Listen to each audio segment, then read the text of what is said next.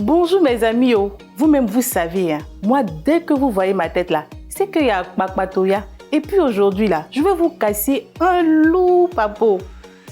Je dis mes amis, est-ce que vous savez que la communauté virtuelle de Grand Bassam a eu une salle multimédia entièrement équipée qui lui a été dédiée? Ah, vous ne le saviez pas? Venez, je vais vous expliquer.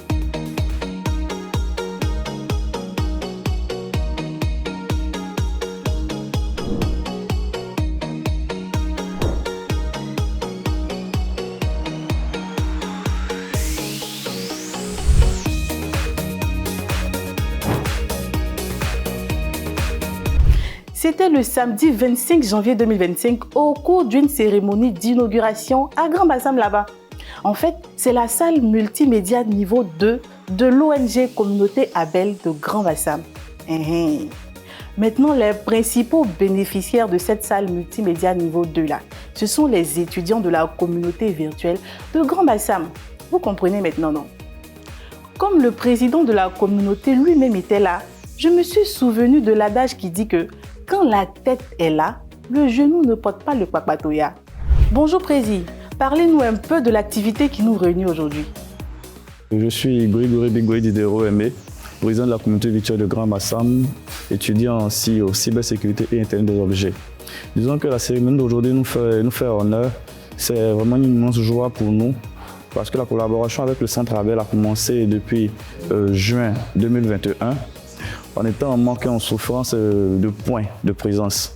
Ça faisait qu'on se promenait un peu partout et par le bien d'une étudiante de la communauté virtuelle, ici, nous avons eu entré en contact avec le Centre Abel.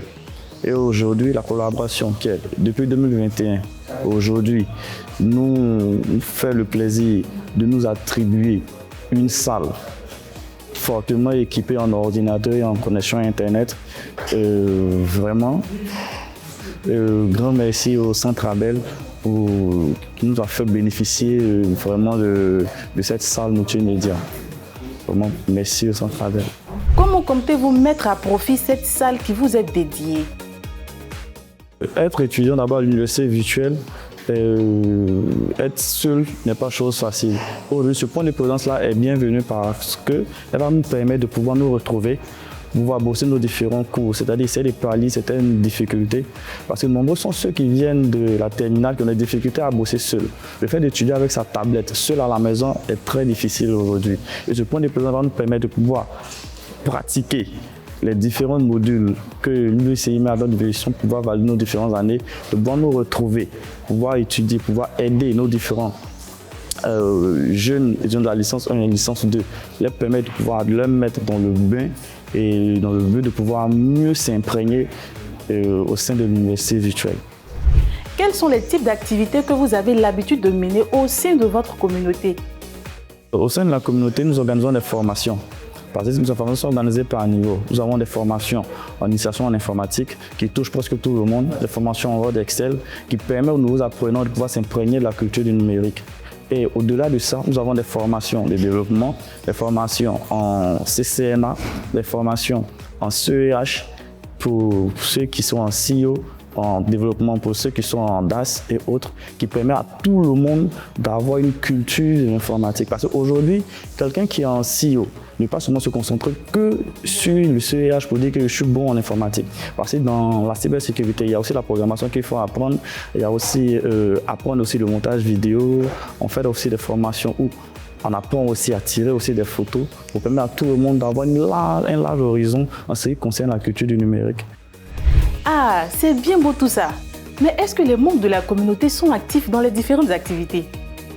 Oui, mais disons que nous avons tous la volonté de participer. Mais après, il y a aussi le manque d'ordinateurs. Parce qu'on peut se retrouver, travailler à plusieurs sur un ordinateur. Mais arriver à la maison, je fais comment? C'est pourquoi je dis que le point de présence aujourd'hui est venu à point nommé, parce que ça va nous permettre à chaque étudiant de pouvoir travailler sur un ordinateur, de pouvoir apprendre et de pouvoir parler de ces différentes insuffisances dans les différentes formations qui auront lieu. Président, tu n'as pas un petit mot de fin pour nous là-bas? Nous remercions le président de l'UVCI, nous remercions tous les acteurs qui ont permis à ce que la communauté de Grand Massam puisse avoir accès à ce point de présence-là. Et dire aussi, ce point de présence n'est pas seulement que pour la communauté de Grand Massam, elle est aussi disponible pour tous ceux qui sont étudiants de l'université virtuelle. Que vous soyez de passage, que vous soyez vivant à Grand Massam, ce point de présence-là est aussi le vôtre. Venez tout simplement, vous dites que je suis de l'université virtuelle, vous leur donnez la preuve avec votre mail institutionnel et vous aurez accès à la salle multimédia.